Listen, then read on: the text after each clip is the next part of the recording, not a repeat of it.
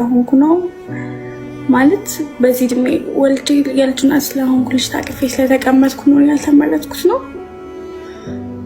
በጣም ይቅርታ አልኩልኝ ጌታ። እንደዚህ ማለት ፈልጌ ሳይሆን ስለተሰማኝና ስለደበረኝ ነው እንደዚህ ያልኩት። አይናችሁ እያየ ሙሴ ሰለሞን ግን ቮት በማጣት ጴንጤ የለም ጴንጤ 30 ሺህ ብቻ ነው እንዴ? ምን አገናኘው? ልጁንም ክሬዲት አታሳጣሙ። በኢቢኤስ ቴሌቪዥን እና በብርቱካን ተመስገን ጉዳይ የአቃቢ ሕግ ምስክሮች እየተሰሙ ይገኛሉ። ምክንያት መኪናውን ወሰድክ? አዎ መኪና ውስጥ ነው። እንግዲህ ከፊንቴክ ጋር አንድ ተቋም ከዚህ በፊትም እኔ ለመኪና ካምፓኒ። ሰላም ጤና ይስጥልኝ ውድና የተከበራችሁ ቻናላችን ቤተሰቦች እንዴት ከርማችሁልኛል? እኔ ያለው ክብር ይስፋ። ዛሬም እንደተለመደው ሶሻል ሚዲያ ላይ መነጋገሪያና አዳዲስ የሆኑ ቪዲዮችን ወደ እናንተ ይዤላችሁ መጥቻለሁ። እንደተለመደው እነሱን አብረን እያየን ሀሳብ አስተያየታችንን እንሰጣለን። ዛሬ ይዤላችሁ ከመጣኋቸው ቪዲዮዎች ውስጥ መካከል አንደኛው ሰለሞን ቦጋለን የተመለከተ ነው። ሰለሞን ቦጋለ ሰሞኑን ቅሬታ እየቀረበበት ነበር። ምንድነው እሱም ያው ፊንቴክ ኢንቨስትመንት ጋር አብሮ እየሰራ እንደነበረ ሁላችንም የምናስታውሰው ነውና አሁን ላይ ፊንቴክ ኢንቨስትመንት የአጭበርባሪዎች ሆኖ በመገኘቱ ብዙዎች ትችታቸውን እያደረሱበት ነበረ ሰለሞን ቦጋለ ላይ እና እሱም በዛ ጉዳይ ላይ መልስ ሰጥቷል። ምንድነው ያለው የሚለውን አብረን የምንመለከት ይሆናል። ከዛ መቀጠል ደግሞ የኢቢኤስ ሰራተኞች ፍርድ ቤት ቀርበው ነበረ። በምን መልኩ ነው የቀረቡት፣ እንዴት ነው የቀረቡት የሚለውን አብረን የምንመለከት ይሆናል። ከእናንተ የሚጠበቀው እስከዚህ ቪዲዮ መጨረሻ አብራችሁ የመቆየት ብቻ ነው። እንዲሁም ለዚህ ቻናል አዲስ የሆናችሁ ይህንን ቻናል ሰብስክራይብ በማድረግ ቤተሰብ ይሁኑ። እንዲሁም ይህን ቪዲዮ ላይክ ብታደርጉት ለእኔ ይጠቅመኛል፣ ለብዙ ሰዎች እንዲደርስ ስለሚረዳኝ አንድ ጊዜ ቪዲዮ ላይክ አድርገን ወደ ዛሬ ቪዲዮቻችን ሂድ።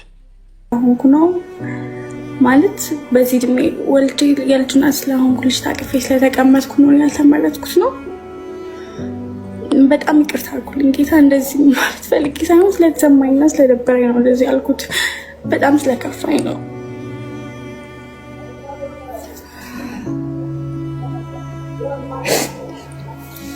ብቻ የልጅ እናት እኮ እኔ ብቻ አይደለሁም፣ ሁሉም ሰው ይወልዳል። ሴት የተባለ ሰው ይወልዳል አይደለ? እስከ የልጅ እናት ስለሆንኩ ብቻ ነው ያልተመረጥኩት ወይስ ምንድን ነው? ሁላችሁም ገብታችሁ ቪዲዮዎችን እዩት።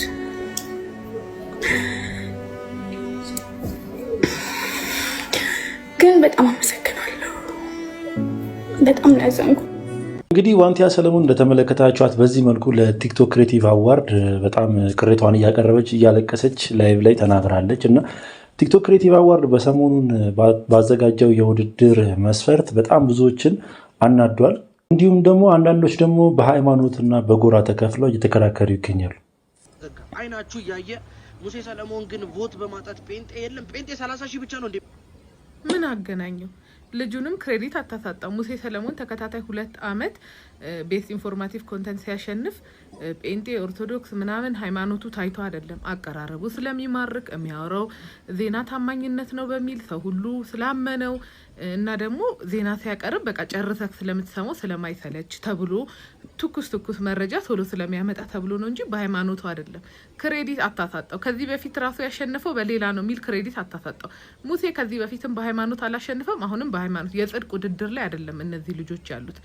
የሙሴ አቀራረብ ሙሴ በዚህ አመት ብዙ መረጃ አቅርቦልኛል፣ አቀራረቡ ማርኮኛል ምትሉ ሙሴን ትመርጣላችሁ። የአቀራረቡ የማረከኝ የብሩክ ነው፣ ብሩክ ብዙ ነገር አድርጓል ምትሉ ደግሞ ብሩክን ትመርጣላችሁ። እኔ ፐርሰናሊ በአባይ ግድብ ላደረገው ከተራ በዓል ባደረገው በብዙ ነገር አሁን ለምሳሌ እኔ ብሩክን እመርጣለሁ። ግን በሃይማኖቱ ብሩክ ኦርቶዶክስ ጴንጤ ምናምን እኔ እንጨት ተክለህን ብታመጥ ይሄ ቲክቶክ ውድድር ነው፣ የጽድቅ ውድድር አይደለም። የማይገናኝ ነገር አገናኝታችሁ ሰው ላይ ጠብ፣ እንደውም ይሄ አሁን አንተ ያወራው ወንድማማች ላይ ጠብ የሚፈጥር በጣም ቅራኔ የሚፈጥር መጽሐፍ ቅዱስ ላይ ከርክ ራሱ የማይቀበሉት ነገር ነው። አረ የማይገናኝ ነገር አታገናኙ። ለማንኛውም እንዲህ ከተቧደኑ አሁን ሴቶች መቧደን አለብን። ባይ ዘ ዌይ ቤስት ክሬተር ኦፍ ዘ ይር ሴት ልጅ አሸንፋ አታውቅም። ስለዚህ እኛም በጾታ እንከፋፈል። በዚህ አመት ዩቲናስ ክሬተር ኦፍ ዘ ይር ማሸነፍ አለባት። ሴቶች ምን እየሰራችሁ ነው? ዩቲናስን ከታች ታጋረጋታለሁ። ፕሮፋይሉ አስገብታችሁ እዚሁ አልተቧደንኩም። ፕሮፋይሉ አስገብታችሁ ሄዳችሁ ዩቲን መረጣት። አንተ ግን የማይባል ነገር ነው ያልከው። ረፈረ ሰሞኑን ቲክቶክ ክሬቲቭ አዋርድ እየተካሄደ እንደሆነ ወይም ደግሞ ቮት እየተደረገ እንደሆነ ቲክቶክ የምትጠቀሙ ሰዎች ታውቃላችሁ ብዬ አስባለሁ። በየአመቱ የሚደረግ ነገር ስለሆነ ማለት ነው እና የዘንድሮ ቲክቶክ ክሬቲቭ አዋርድ በጣም ውዝግቦች የበዙበት ነገር ሆኖ ተገኝቷል። በአንዳንድ ቦታ ላይ እኛ ለምን አልተመረጥንም እያሉ ልክ እንደነ ዋንትያ ቅሬታቸውን እያቀረቡ ሲገኙ፣ በአንዳንድ ቦታ ላይ ደግሞ በብሔርም በሃይማኖትም ተከፋፍለው እኛ የራሳችንን እምነት ነው የምንመርጠው፣ እኛ የራሳችንን እምነት ነው የምንመርጠው እያሉ ብዙዎች እየተጓደኑ ይገኛሉ። እናንተ በዚህ ቪዲዮ ላይ ምን ታሳብ አስተያየት አላችሁ? ውጪ ደግሞ ነገሩን ወደ ሃይማኖት እየወሰዳችሁ ያላችሁ ሰዎች ነገሩን ብትተውት ባይ ለመሰላችሁ። እኔ ጋርም ሙስሊም ኦርቶዶክስ ጴንጤ ያለ፣ እሱም ጋርም ብሩክ ጋርም ሙስሊም ጴንጤ ኦርቶዶክስ፣ ሁላችንም ስንሰራ ሃይማኖት ፈልገን አይደለም የሰራ ነው፣ ሃይማኖት ብለን አይደለም የሰራ። ሁላችንም መረጃ ስናቀርብ የነበረው ሲከተሉንም የነበረው ምንም ስናደርግ የነበረው ኦርቶዶክስም ነው ሙስሊምም ነው ጴንጤም ነው። ቪዲዮ ስንሰራ ለዚህ ብለን አልሰራንም፣ ሰውም ሲከተለን ለዚህ ብሎ አልተከተለንም መጀመሪያ። ስለዚህ አሁን ላይ ቮት ሲደረግ በሃይማኖት በእንትን ተብሎ መባሉ ትክክል አይመስለኝም። ይኸውላችሁ እንደ ሀገር አንድ የሚያደርገን ብዙ ነገር መኖር ሲገባው ጭራሽ የሚከፋፍል ጭራሽ ደግሞ ቲክቶክ ላይ መተን የምንከፋፍልበት ምክንያት አንዱ እኔ መሆን አልፈልግም። እግዚአብሔር ይመስገን እዚህ ደርሰናል። ላስት 2 years አሸንፌያለሁ እግዚአብሔር ይመስገን። አሁንም እየተወዳደርኩኝ ስለሆነ ቮት አድርጉልኝ ነው የምለው፣ ምክንያቱም እኔም ተወዳዳሪ ስለሆንኩኝ ማለት ነው። ሁላችሁም ድምጻችሁን እየሰጣችሁ ነው፣ ግን አብዛኞቹ ሰዎች አልሰራም እያሉኝ ያሉ ብዙ ሰዎች አልሰራም ብሏቸው አዲስ የማውጣታው ራሱ ሞክረውት ስቲል ያልሰራላቸው ሰዎች አሉ። እና እንግዲህ ሙሴ ሰለሞን ራሱ በዚህ መልኩ ሀሳቡን አጋርቷል። ይሄ ሀሳብ አንድ አያደርገንም፣ አንድ መሆን የሚሻለን እንጂ እንደዚህ በብሔር የተከፋፈል ነው ይበቃል። ሲቀጥል ደግሞ በሃይማኖት እንደዚህ አይነት ክፍፍል ውስጥ መግባት ተገቢ አይደለም በማለት ተናግሯል ማለት ነው። እኔም የእሱን ሀሳብ ነው የምደግፈው። እና እናንተ በዚህ ቪዲዮ ላይ ምን አይነት ሀሳብ አስተያየት አላችሁ? የቲክቶከሮች ውድድር ወይም ቲክቶክ ክሬቲቭ አዋርድ ተጀመረ። ታዲያ እንዳለፈው ዓመት በአገር አቀፍ ሚዲያ የሚተላለፍ ከሆነ ከአክብሮት ጋር የተወሰነ ምክር አዘል አስተያየትን ለመስጠት ፈልጌ ነው። ለምን ያልተማረ የሰው ኃይል ይህንን የእርስ በርስ ውድድር እንደሚመለከት ሁሉ የተማረ የሰው ኃይልም በአገር አቀፍ ደረጃ የሚተላለፉ ፕሮግራሞችን ከተለያየ ዓለም ክፍል ላይ ሆኖ ስለሚከታተል እነዚህን ገንቢ ሀሳቦች ብትወስዱ ባይ ነኝ። ተራ ቁጥር 1 የመጀመሪያ ኤሊጂቢሊቲ ይባላል። ለመወዳደር ብቁ ነው ወይ? የጥላቻ ንግግር፣ ሀሰተኛ መልእክት ከዚህ በፊት አስተላልፏል ወይ? ተራ ቁጥር 1 እውነተኛ ዓላማው በፕላትፎርሙ ላይ ፈጠራ ክህሎትን ማበረታታት ከሆነ ኦሪጂናሊቲ ፍላግ የሚባል ነገር አለ። ለምን ክሬቲቪቲ ስለሚል የአዋርዱ ታይፕ ፈጠራ ወይም ክሬቲቪቲ ወይም የራስ ፈጠራ ነው ወይ ወይስ ኮፒራይትን የሚያቀርበው ወይም የምታቀርበው ግለሰቧ የሚለውን ማየት ያስፈልጋል። በሶስተኛ ደረጃ የመወዳደሪያ ነጥብ ዩኒክ ኮንሰፕት ወይም ፍሬሽ ወይም ደግሞ ያልተጠበቀ አዲስ ሀሳብ ነው ወይ? ቲክቶከሩ ወይም ቲክቶከሯ ቻሌንጂንግ ወይም ደግሞ አድካሚ የሰራው የሚለየው ስራስ ምንድን ነው የሚለው መታየት አለበት፣ ድካሙ መታየት አለበት። በአራተኛ ደረጃ እንደዚህ አይነት ስያሜ ያለው አዋርድ ኢሞሽናል ኢምፓክትን እንደ መለኪያ ማስገባት አለበት። ይሄ ማለት ታሪክ ነገራ ላይ እንዴት ናቸው the heart and the soul factor ይሉታል ነጮች እንግዲህ ሲያወዳድሩ ማለት ነው። ሶ የቪዲዮ መነሻው፣ ማከሉ፣ መድረሻው በአጭር ደቂቃ ቪዲዮ ሀሳቡ ተጠናቆ ይገለጻል። ቪዲዮ ደስታን፣ ድንጋጤን፣ ጥርጣሬን ወይም ደግሞ መነቃቃትን አሊያም ሀዘኔታን ኢሞሽናል ኢምፓክት ያለው ቪዲዮ ነው ወይ? አምስተኛና ስድስተኛ መለኪያ የሚሆነው በአምስተኛ ደረጃ ስኪል ኤንድ ፖሊሽ ፋክተር ይባላል። እንግዲህ ሃይ ኳሊቲ የሆነ ቀረጻ፣ ድምጽ አጠቃቀም፣ ጥሩ ብርሃን፣ ኤዲቲንግ፣ አጠቃላይ ቴክኒካል የሆነውን ነገር እንዴት ተጠቀሙ ሲሆን በስድስተኛ ደረጃ ደግሞ ሜሞራቢሊቲ ወይም ደግሞ ሪዋቻቢሊቲ ይሉታል። እንግዲህ የተለያዩ አዋርዶች ሲሰጡ ያለው መለኪያ ማለት ነው። የማይረሳና ተደጋግሞ የሚታይ ቪዲዮ ነው ወይ የሰሩት? ሶሻል ቫልዩ ወይም ደግሞ ማህበራዊ ጠቀሜታ ያለው ስራ ነው ወይ የሚለው ነገር በዳኞች እንደ መለኪያ መጨረሻ ላይ ያስቀምጥላችኋለሁ። እንደ ቼክ ሊስት አዘጋጅታችሁ ከፍተኛ ውጤት ሰጥታችሁ ካላወዳደራችሁ ይሄ የውሸት ውድድር ነው የሚሆንባችሁ። ህዝቤ ደግሞ ማወቅ ያለባችሁ ማስ ቮቲንግ ወይም ደግሞ የጅምላ ምርጫ ማን የበለጠ ቲፎዞ አለው የሚለውን ነው እንጂ ማን አዋቂ ነው ማን ችሎታ አለው የሚለውን አይለይም። ስለዚህ ማን የፈጠራ ችሎታ አለው ተብሎ በትክክል የፈጠራ ችሎታ ለማበረታታት የታቀደ ከሆነ ከጅምላ ምርጫ ባለፈ ክህሎት ያላቸውን ልጆች በዳኞች ማስፈተን አለባችሁ። እሺ፣ በዳኛ ያልተፈተነ ነገር ጀስት ጭብጨባ ብቻ ተው፣ እረፉ በቃ አራራፉ እንዴ! የሚሰራ ሰው ይሸለም፣ እውነት ወላሂ ይሸለም። እና ብዙዎችን ቅር እያሰኘ የሚገኘው በአሁኑ ሰዓት ላይ መስፈርቱ ምንድን ነው? እንደዚህ የሚመረጥበት መስፈርቱ ምንድን ነው? እኛ መስፈርቱን አሟልተናል ግን ያልተመረጥንም በማለት ብዙዎች ቅሬታቸውን እያቀረቡ ይገኛሉ። ልክ እንደ ዋንትያ ሰለሞን አይነቶቹ ማለት ነው። የዋንትያ ሰለሞን አመጣውላችሁ እንጂ ብዙዎች አሉ። እኛ መመረጥ ነበረብን፣ ከሌሎቹ በምንም አናንስም፣ እዛ ውስጥ ከገቡ ሰዎች በምንም አናንስም በማለት ብዙዎች ቅሬታቸውን አቅርባሉ። ሲቀጥል ደግሞ ይህ ነገር በህዝብ ድምፅ ብቻ መሆን የለበትም፣ ቮት በተደረገው ብቻ መሆን የለበትም፣ የዳኞችም ውሳኔ ግዴታ ያስፈልጓል እየተባለ ነው።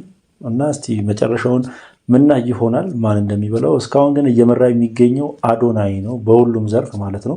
አዶናይ በ3 ዘርፎች ታጭቷል እና በ3ቱም እየመራ የሚገኘው እሱ ነው። ሪከርድ ይሰብራል ተብሎም ይጠበቃል። እስካሁን አካሄዱ በጣም አስገራሚ ነው፣ በአሁኑ ሰዓት እያሄደበት ያለው መንገድ ማለት ነው። ግን አንተ መኪናውን ወሰድክ? አዎ መኪና ወስደናል። እንግዲህ ከፊንቴክ ጋር እንደ ተቋም አንድ ተቋም ከዚህ በፊትም እኔ ለመኪና ካምፓኒ ሰርቻለሁ 5 ዓመት። ልክ እንደዛ አንድ ካምፓኒ ነው ተቋም ነው ጠራኝ። እዚህ ካምፓኒ አምባሳደር ትሆንልናል አለኝ። ፊንቴክ ይባላል። ሄድኩኝ። እንግዲህ ውል ቀርቦልኝ አውርቼ ያውም በትልቁ ምንድነው ማህበረሰብን አገለግላለሁ። ምክንያቱም ሌላ ቦታ ላይ ወደ 3 ሚሊዮን ወይ ምናምን የሚሸጥ መኪና እኔ በእንዲህ አይነት መልኩ ነው የማቀርበው። መጀመሪያ በ950 ሺህ ብር ያስገቡና ቀሪም 950 ሺህ ብር በ5 ዓመት ውስጥ ያለ ወለድ በየወሩ እንዲከፍሉ አደርጋለሁ ሲል ይሄ ደስ ይላል፣ ማህበረሰብንም የሚጠቅም ነው። ኦኬ ይሄ እንግዲህ አንድ ተቋም ነው ያፈራረመኝ። ተፈራረመን። በዚህ መልክ ነው ግንኙነታችን የተጀመረው። እንደዚህ አሁን የክብር አምባሳደር ስትሆን እና ሀሳቦች ስትሰማ አይ በቃ አሪፍ ሀሳብ ነው ብለህ ነው የምትገባበት ወይስ ታስባ ይሄ ነገር እንዴ ሊሆን የሚችል ነገር ነው እንዴት እንደዚህ ይሆናል ብለህ ትጠይቃለህ? ሰዎችን አታማክርም? አሁን ለምሳሌ አሪፍ ሀሳብ ነው የሚሆን ከሆነ ግን ብዙ ሰዎች ይጠይቃሉ። ለምሳሌ እንዴት በ5 ዓመት ውስጥ ያለ ወለድ እንደዛ ሊሆን ይችላል ብለው የሚጠይቁ ሰዎች አሉ። በኋላም እንደሰማው ድርጅቱ ራሱ በኋላ የተወሰነ ክፍያ ጭማሪም አደረገ የሚል ነገርም ሰምቻለሁ። ምን መሰለህ እኔ ወደዚህ ስመጣ ስደርስ 2ኛ ዙር እየተሰጠ ነው እና የተጠራሁትም ልክ ከመፈራረሜ በፊት የተገኘሁት እንትን ላይ ነው፣ ወዳጅነት ፓርክ ላይ በትልቁ ሲሰጥ ነው፣ ርክክብ ሲያደርግ ነው። እዛ ላይ ነው የተገኘሁት። ትልልቅ የመንግስት ባለስልጣናት፣ ታዋቂ ሰዎች፣ ከዚህ በፊት የተሰጣቸው ሰዎች ሲመሰክሩ ምናምን አይቻሉ። ይሄ ትልቅ ነገር ነው ማለት ነው። ከዛ እንደውም እዛው ላይ ነው እንትኑ ፊርማውን የሚያደርግ ነው። ልክ እዛው ላይ ነው። አይተው ከሆነ ካየው በኋላ እዛ ላይ ተጠርቼ እንደዚህ አምባሳደር ልናደርጋቸው ነው እዚሁ ተብሎ እዛው ተፈራረምን ማለት ነው። ይሄን አይተሃል። በቃ ትልቅ ነገር ነው። ስለዚህ ይሄ ማህበረሰብን ያገለግላል። በዚህ መልኩ ነው ይከፈልሃል። እንደዚህ አምባሳደር በመሆን በዚህኛው ማለት ነው። በሌሎቹ እንደሚከፈል አውቃለሁ። ኦፍኮርስ እንደዛ ነው የምትሰማው። የክፍያችሁ ይፋ የሚሆን ነው ወይስ ስምምነት አላችሁ? ገንዘቡን መጠኑን ማታወጡበት አለ። መጠኑ አይወጣም። የተለያየ ነው። መኪናስ ይሰጣችኋል? ይሰጣል። አንተ ከስምምነት ውስጥ አለ? ምክንያቱም በሰራኸው ልክ ነው። አንተ ነው የምትመርጠው። ምንድን ነው የምትፈልገው? ግን ትልቁ ነገር ምን መሰለህ? ትልቁ ነገር ከነዚህ ሁሉ ውጪ የእውነት ከሌሎቹ ጋር ስሰራ እንደነበረው ማህበረሰብን የሚያገለግል ቅድሚያ የምትሰጠው አለ። ይህን ነው የማገለግለው አሁንም ቢሆን እስከ መጨረሻው ድረስ። እንግዲህ አንድ ጊዜ ልክ ተነሳ። ከዛ በኋላ ሰው አልደረሰንም 3 ወር ተብሎ እስካሁን አልመጣም ሲል የጅቡቲውን ሀሳብ ያመጣሁት እኔ ነኝ። መሄድ አለብን፣ ማየት አለብን። የት አለ መኪናው? ሄደን አይተን እዛ በረሃ ድረስ ሄደን የእውነት በቃ በጣም ትልቅ በሽታ ነው እዛ ሙቀት ላይ መገኘት። እዛ ሄዶ አይቶ ከዛ በኋላ ደግሞ እዚህ ደርሷል ሲባል ሞጆ ድረስ ሄደን አይተን ነው እንግዲህ የግድ ነው። ምክንያቱም የእውነት እንግዲህ እንደ ኪነ ጥበብ ሰው ወይ ደግሞ እንደ ሙያዬ ትልቁ ነገር ከማህበረሰብ ጋር ነው የምትሰራው። ለማህበረሰብን ነው የምታገለግለው። ገብቶሃል? ማህበረሰብ ከሌለ የምትሰራው ስራ አይደለም። ይሄን ነው ቅድሚያ የምትሰጠው። አሁንም ቢሆን እስከ መጨረሻው ድረስ እንግዲህ እንዳልኩ ተቋም ነው። ይሄን ተቋም አብሬው እስካለው ድረስ ለማህበረሰቡ ያለኝን ቃሉን ጠብቆ እንደሚሰራ እርግጠኛ ነኝ። ይሰራል ብዬ አምናለሁ። ሰለሞን ቦጋለ በዚህ መልኩ ምላሽ ሰጥቷል። ብዙዎች የእሱ ምላሽ ምነው ዝም አልክ እያሉ እየጠየቁት ነበረ። እሱ ብቻ አልነበረም፣ ብዙ አርቲስቶች አብረው ነበሩ እና ይገረም ደጀኔ ምናምን ካልተሳሳትኩ ማለት ነው ነበሩና እናንተም መልስ ትሰጣላችሁ ብዬ አስባለሁ። ግን የእሱ መልስ ይህን ህዝብ ዝም ያስብለዋል ብዬ አላስብም እንደኔ። በኢቢኤስ ቴሌቪዥን እና በብርቱካን ተመስገን ጉዳይ የአቃቢ ሕግ ምስክሮች እየተሰሙ ይገኛሉ። በዛሬው ዕለት ጋዜጠኛ የቀድሞ የኢቢኤስ ጋዜጠኛ መቅደስ ደበሳይ ልትመሰክር እንደነበረና ዳኞቹ ለሰኞ እንዳዘዋወሩት ሰምቷል። በትላንትናው በነበረው ውሎ ግን ሉላ ገዙና ዘወትር ደሳለኝ ምስክርነት ሰጥተዋል። ምስክርነት የሰጡትም በዋናነት ይሄ አዲስ ገጽ የተባለው ፕሮግራም የብርቱካን ተመስገን ፕሮግራም የተላለፈበት ማለት ነው። ያ ፕሮግራም ካለ የጣቢያ ባለቤት እና ፕሮዲሰር የሆኑት ማክዳ ፍቃድ እና ይሁንታ እንደማይተላለፍ ነው የመሰከሩት። ስለዚህ በዚህ መሰረት በማክዳ ላይ እንደምስክር ሆነው ጋዜጠኞቹ ቀርቧል ማለት ነው። ካለ ማክዳ ፍቃድ ፕሮግራሙ እንደማይተላለፍ ትላንት የነበረው የምስክር ማሰማት ሂደት ምስክሮች ሰምተው ሳይጨርሱ ሰዓት በመድረሱ ለዛሬ አርብ ተዘዋውሮ ነበረም። ዛሬ የአቃቤ ሕግ ምስክር ሆና በችሎት የምስክርነት ቃሏን ልትሰጥ የነበረችው የቀድማ የኢቢኤስ ቴሌቪዥን ጣቢያ ፕሮግራም አቅራቢ የነበረችው መቅደስ ደበሳይ ነበረች። ሆኖም የዛሬ ቀጠሮ ለሰኞ ሊዘዋወር ችሏል። ስለዚህ ያለውን ነገር እየተከታተልን እንዘግብላችኋለን። ኢቢኤስ ውስጥ ከባድ ጦርነት ተፈጥሯል በዚህ መልኩ ማለት ነው እና ቀለል ያርግላቸው። እኔ ኢቢኤስ ቴሌቪዥን አንደኛ የኢትዮጵያ ሚዲያ ነው ብዬ ነው ማስበው እና በዙም ዘንድ ተወዳጅነት ያለው ሚዲያ ስለሆነ ምንም እንጀርስበት አልፈልግም። እስኪ እናንተ በዚህ ቪዲዮ ላይ ምን አይነት ሀሳብ አስተያየት አላችሁ? ምን እንደምትል ስማት እስኪ። ማን ናቸው? ጃን ማን ናቸው? ጃን የኔ ቆንጆ ደህና ነሽ? ሰላም እግዚአብሔር ይመስገን። በጣም ነው የምወድሽ። ቴንክ ዩ ያመሰግናለሁ። አንድ ጌም እንጫወት። እንኳን ወጣ ነው አሁን ቤማ ልትወጣ ነው ማለት አንድ ጌም። እሺ በቃ ናሽ ስጨርስ ላክልኝ። እሺ